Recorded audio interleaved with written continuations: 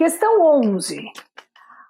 Uma fratura coronorradicular é descrita da seguinte forma. Nessa questão ele não falou se é dente permanente, se é descido, mas fratura coronorradicular, você pode ter uma fratura transversal ou também uma fratura na diagonal, que geralmente é o que acontece, envolvendo esmalte, dentina e cemento, podendo ou não ter exposição do complexo dentino pulpar. Então pode ser uma fratura coronorradicular complicada, que é como quando você expõe a polpa, ou não complicada, quando não expõe a polpa. Aqui nessa questão, eles colocam a A como verdadeira, que uma fratura coronorradicular é descrita como uma lesão com perda de estrutura, envolvendo esmalte, dentina e cemento, corretíssimo, sem exposição. Mas se ela for complicada, ela pode ter exposição, tá? Então eu não sei se essa questão, alguém entrou com recurso ou não, se ela foi cancelada ou não, porque a B, você pode ser correta também. Só que aqui ele não descreveu, né, se era complicado ou não. Mas a B poderia ser uma fratura coronorradicular complicada, tá? Existe sim, tá? Que é a complicada. Vou pôr aqui, ó, complicada, para vocês entenderem, tá? Ai, começou ruim de escrever em mousepad, mas tudo bem. Complicada, para vocês entenderem, tá? Então, poderia ser também, tá? C, lesão com perda de estrutura envolvendo esmalte e dentina sem exposição do complexo pulpar. Aqui faltou o cemento, então não é a C. D, lesão envolvendo cemento, dentina e polpa, não, faltou o esmalte, tá? Então aqui também tá toda errada. Então, a fratura coronorradicular, ela pode ser complicada ou não complicada. Então aqui, não sei se alguém entrou com recurso, tá? A A, como ele não disse, seria mais correta, mas a B também poderia ser, tá? Questão 12. Com relações a lesões de mucosa oral, uma concussão é descrita da seguinte maneira. Essa questão não muda nada do que eu vou falar agora para vocês, mas ela tem um erro no enunciado, né? Porque não é na mucosa oral, é no tecido de suporte. Na mucosa você pode ter laceração, né? Você pode ter outros, tipo abrasão, né? Você tem lesão em mucosa. Mas aqui é em tecidos de suporte, tá? Aqui tem um erro no enunciado, mas não vai mudar nada, porque ele quer saber o que é concussão, e tá escrito aqui concussão bem grande, então não vai mudar a resposta de vocês. Mas lembre, não é a concussão não é uma lesão de mucosa oral, tá? De mucosa seria laceração, abrasão, contusão. Ela é uma lesão nos tecidos de suporte do dente, tá? Então, ele quer saber simplesmente o que é uma concussão. Então, lesões às estruturas de suporte dentário com mobilidade anormal, mas sem deslocamento. Na concussão tem mobilidade? Não. Você pode ter mobilidade na subluxação, mas na concussão, não. D, lesão às estruturas de suporte dentário sem mobilidade, certo. Ou deslocamento, ou seja, sem deslocamento, certo. Mas com aumentada sensibilidade à percussão, principalmente em dente permanente, né, que você faz testes de percussão, né, ele tem sensibilidade à percussão. Então, B, corretíssima. C, deslocamento parcial incisal, não desloca, concussão nem desloca. D, deslocamento parcial para fora do alvéolo, isso seria extrusão. E também errada. Então, a alternativa B é a alternativa correta. Questão 13. Aquelas de Completia, de 2022, para você completar. Das lesões de mucosa oral, de novo, voltar para a mucosa, né? Não é de mucosa. Na mucosa seria laceração, contusão e abrasão, tá? Seria das lesões nos tecidos de suporte do dente. A pessoa que escreveu isso precisava estudar mais sobre trauma, né? O tananana é o deslocamento do dente, do elemento dental para fora do seu alvéolo. Assinale a alternativa que preenche corretamente a lacuna do texto. Quem é o deslocamento para fora do alvéolo? Seria o que? A avulsão, tá? Então, a avulsão é o termo correto. Se bem que essa questão não está tão perfeita assim. Então, a questão não está bem escrita assim. Por quê? Porque a luxação extrusiva também é um deslocamento do dente parcial. A avulsão é total. Então faltou aí um parcial total. Como ele não falou nada, falou que o dente deslocou para fora, a gente considera que é avulsão e essa era a resposta A. Mas a avulsão é o deslocamento total do dente para fora do alvéolo. E o deslocamento parcial para fora do alvéolo seria a luxação extrusiva, tá? Então ela não é uma questão tão perfeita assim. Mas não é subluxação, né? E extrusão, luxação extrusiva, aqui é a mesma coisa, ou seja, aí teria até 3 alternativas. Mas como ele falou dental para fora do alvéolo, a gente considera que foi total, mas se alguém implicou com essa questão, poderia até implicar, tá? Porque a extrusão, ou a luxação extrusiva, não deixa de ser um deslocamento para fora do alvéolo, porém parcial, tá? É instrumental de endodontia, com a função de preparar, dar formato e limpar a raiz para o tratamento do canal. Trata-se do quê? Do ou da, né? De qual tipo de instrumento? Então, ele coloca ali uma relação nas alternativas A, B, C e D, ele coloca uma relação de instrumental, né? Alguns deles até fora, completamente fora da endodontia, e aí ele quer que você responda qual é que tem a função de preparar, dar o formato e limpar a raiz, ou seja, é uma questão extremamente simples, extremamente fácil, basta que você conheça o nome dos instrumentos. De cara você já consegue responder, mas eu ainda, e aí nesse momento, olha lá, ó, coloca aí, presta bastante atenção no que eu vou falar. Nesse momento é muito interessante, muito importante que, apesar de você já saber logo de cara qual é a resposta, que você leia as outras alternativas para te certificar de que aquilo que você está pensando é a resposta mais correta. E sempre quando eu passo algum tipo de instrução para provas de múltipla escolha, eu sempre digo, você não vai colocar a correta, você vai colocar aquela que é mais correta.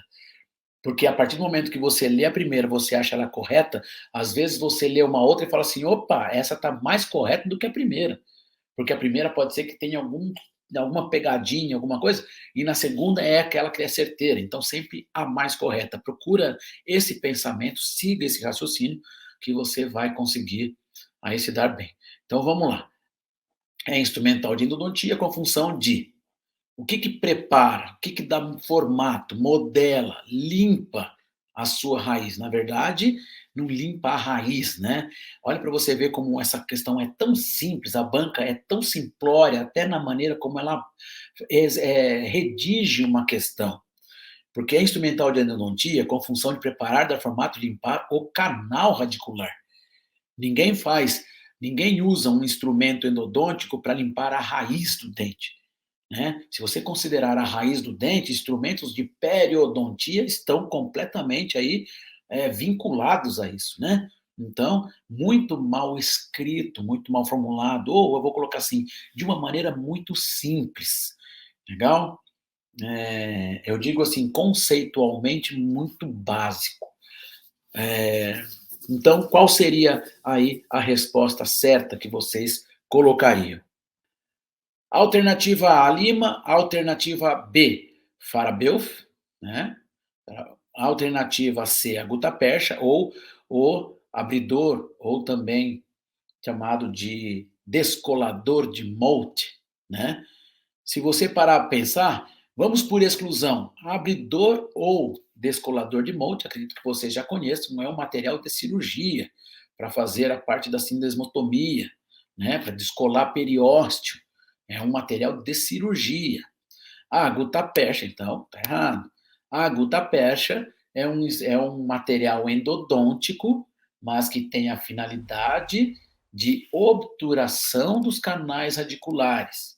Ele não tem a função de preparar, nem dar modelar, ou dar formato, nem limpar o canal radicular. Então, o gutapercha também não é o instrumento certo.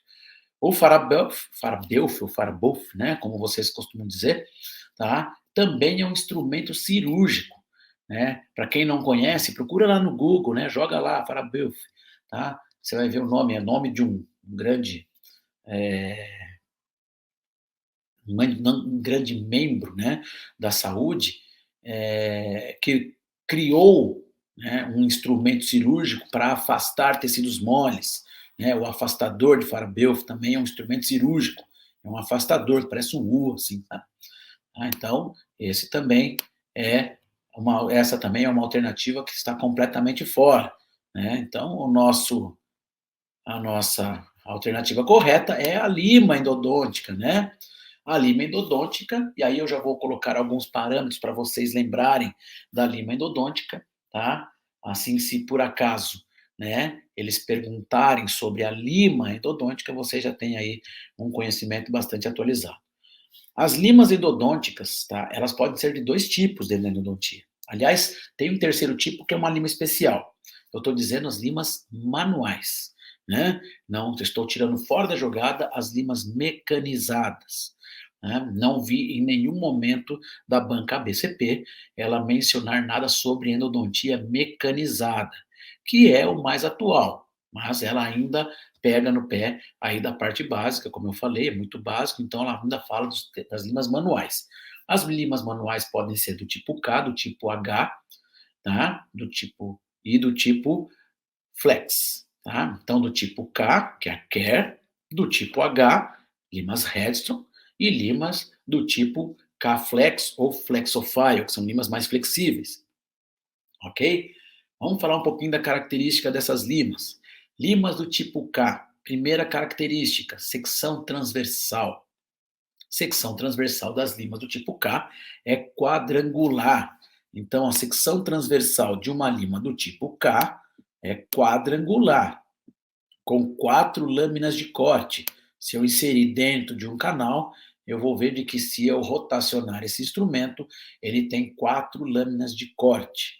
As limas do tipo H têm uma secção transversal circular, ou em forma de vírgula, né? Tem uma vírgulazinha aqui assim, ó, né? Tem uma haste, que no seu sentido longitudinal, ele tem um aspecto de cones sobrepostos. Cones sobrepostos, ok? Dessa maneira. Ok? A lima do tipo H. São limas que não podem ser rotacionadas. Essa lima aqui você pode rotacionar até o limite de de meia volta, de um quarto a meia volta. Você não pode dar 360, senão ela rosqueia, parafusa dentro do seu canal radicular. Então, ela pode ser rotacionada de um quarto a meia volta. A lima do tipo H, não, né? Ela tem uma secção transversal circular, ok? Ela é para ser tracionada somente. E as limas do tipo K-Flex, né? K-Flex, ela tem uma secção transversal triangular. Por que é triangular? Para diminuir a quantidade de metal em comparação com a lima do tipo K. Diminuindo a quantidade de massa de metal, ela fica mais flexível. Por isso que ela tem esse formato triangular. Lembrem-se disso. Limas mais flexíveis, muda o formato da secção transversal porque diminui a massa de metal. Legal? Então ela fica mais molinha. Ok? Então são 3 instrumentos com funções diferentes. A lima do tipo K, ela faz a parte de alargamento e limagem. As limas do tipo H, somente limagem, que é o tracionamento. E as limas do tipo K-Flex têm a mesma função da lima do tipo K, a mesma ação, porém são limas mais flexíveis, indicadas mais para canais curvos, com extrema curvatura. Tá bom? Então essas são as características desses 3 tipos de lima. Os 3 tipos de lima possuem comprimentos padronizados. Aliás, todos os instrumentos manuais limas têm somente 3 comprimentos no mundo inteiro: 21 milímetros, 25 milímetros e 31 milímetros de comprimento. Legal? Então, 21, 25 e 31 milímetros. Ok?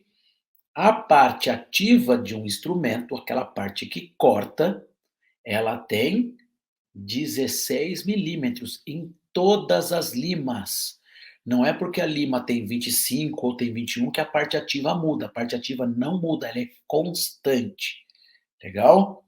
Então, a parte ativa de um instrumento, a parte cortante, ela é constante, tendo o seu comprimento de 16 milímetros. Legal? 16 milímetros de comprimento significa que entre a parte ativa e o cabo da lima existe um intermediário, liso, sem corte, né? Esse intermediário é que vai variar no comprimento para que a lima adquira seu comprimento de 21, 25 ou 31. Ou seja, uma lima de 21 milímetros, ela tem 16 milímetros de parte ativa e 5 milímetros de intermediário. Uma lima de 25 milímetros, ela tem 16 milímetros de parte ativa e 9 milímetros de intermediário. Vocês estão vendo que é o que varia? É a parte, né, a parte intermediária, a parte que não corta. Legal? E assim por diante. Tomem cuidado na hora de responder as questões, faz o cálculo direitinho, que pode ser que eles perguntem qual é o tamanho da parte inativa ou qual é o comprimento do intermediário de um instrumento de tantos milímetros. Aí você faz a conta, né? É só pegar a lima e subtrair a parte ativa, que é de 16, e aí você tem, então, como resultado, seu intermediário. Legal? Então, acredito que sejam essas as informações pertinentes aos instrumentos. Legal? Eu acredito. Esses instrumentos também possuem uma conicidade. Esses instrumentos não são cilíndricos, apesar de quando observados a olho nu, os instrumentos, principalmente os mais fininhos, né? Eles são instrumentos que parecem retos. Ele não é reto, ele é cônico, tá? Ou seja, o diâmetro da ponta de um instrumento, ele é menor do que a parte no final da parte ativa em direção ao cabo. Né? Então, deixa eu ver se eu consigo fazer um desenho aqui, bem rudimentar, do meu cabo, do meu intermediário e da minha parte ativa da lima. Legal? Essa parte ativa, eu tenho um diâmetro aqui e um diâmetro maior aqui, ou seja, a lima é cônica. Legal? Então, o diâmetro desses instrumentos tem uma variação de 2%. Legal? Então, ele vai aumentando, tá?